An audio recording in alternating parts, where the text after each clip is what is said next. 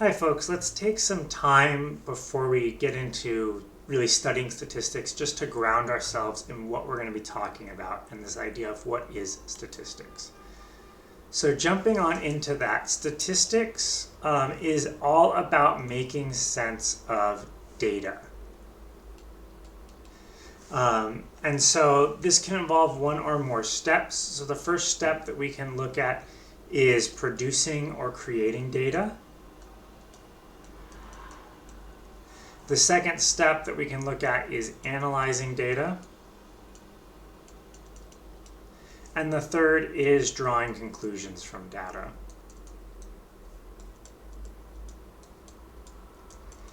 And just briefly to talk a little bit about these or to expand on each of these ideas, when we're producing data, there's two kind of main ways that we'll talk about in this class.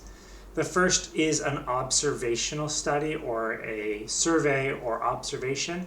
And that's where you go to a situation that already exists and you take measurements about a situation that already exists. You ask people their feelings about something because they already exist. The second option is running an experiment. And an experiment is special because you create the situation that you want to measure information about.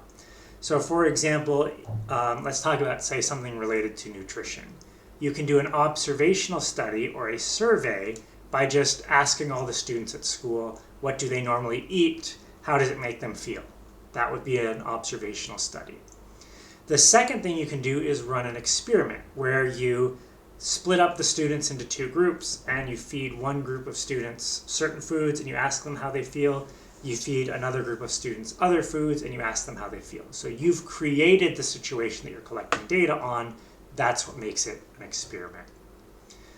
When we get into analyzing data, you don't necessarily need to have produced the data yourself. You can go collect it from you can take it from a data set that someone's released, or you can, pull it from information that's kind of publicly available, or you can compile it. You can still do analysis. But when you analyze data, you want to consider two main things. First is the nature of the data itself. How was it produced? When was it produced? What biases might already exist in the data, like what is making up the data, who was studied, that sort of thing.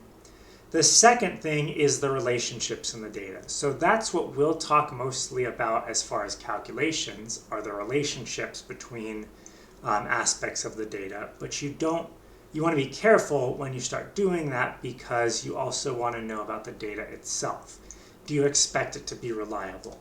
As a quick example of this, if we were to go back to our nutritional example and we're talking about polling students from the school, if you only asked one person, so your data set was from one person, that would be something you want to be careful about when you're doing your analysis. In fact, you wouldn't be able to do any analysis because you've only got one data point. But likewise, if it was only, say, male students that you surveyed, then you need to be aware of that and you should be taking into account the fact that this is only for male students and it's not for all students.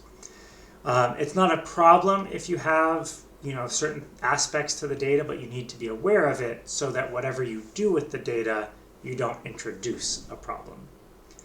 And then kind of going on to that, this matters because when we start drawing conclusions from data, that's going to involve subjectivity and interpretation. We're going to get numbers, but then it's up to you as a data scientist or as a statistician to say, here's what these numbers mean. These numbers are significant or these numbers are not. And we'll talk about how we can kind of make sense of that. But it also comes down to what is it that you're doing it for. So if it's something that it's really important that we don't get it wrong, then we'll be more conservative in drawing conclusions. We won't draw a conclusion unless we're really confident. If it's something that doesn't matter so much and you're just wanting to say, is this worth trying? Then you might say, okay, it doesn't need to be as significant of results. We can try it even if it looks like it may or may not work, that sort of thing. It's also important when you're drawing conclusion to consider the biases, both intentional and unintentional. So sometimes there's an intentional bias in the data that was produced. For example, for whatever reason, the person who took that nutritional data only likes talking to male students, or thinks that only male students are worth talking to.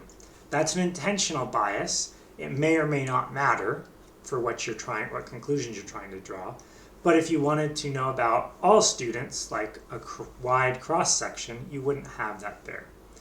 There's also things like unintentional biases. So for example, if you're just looking at ratings for restaurants, you might have an unintentional bias because the only people that respond typically are people that have either really positive or really negative experiences. So you might assume, oh, restaurants are either amazing or terrible. They're never just okay. Finally, another related topic that we're going to talk about this year is probability.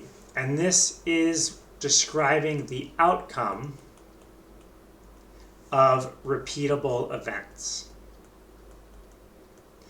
So something like flipping a coin, that's a repeatable event. I can flip a coin a bunch of times and we can describe the outcome of that event.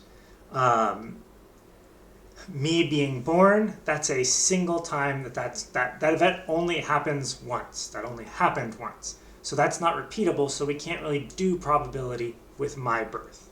But if we're talking about humans being born as a collection, so all humans that have ever been born and will ever be born, we can do probability because humans are born regularly, just not if we're talking about a specific situation or a specific context. So those are kind of the brief overview, and we'll kind of keep moving from there.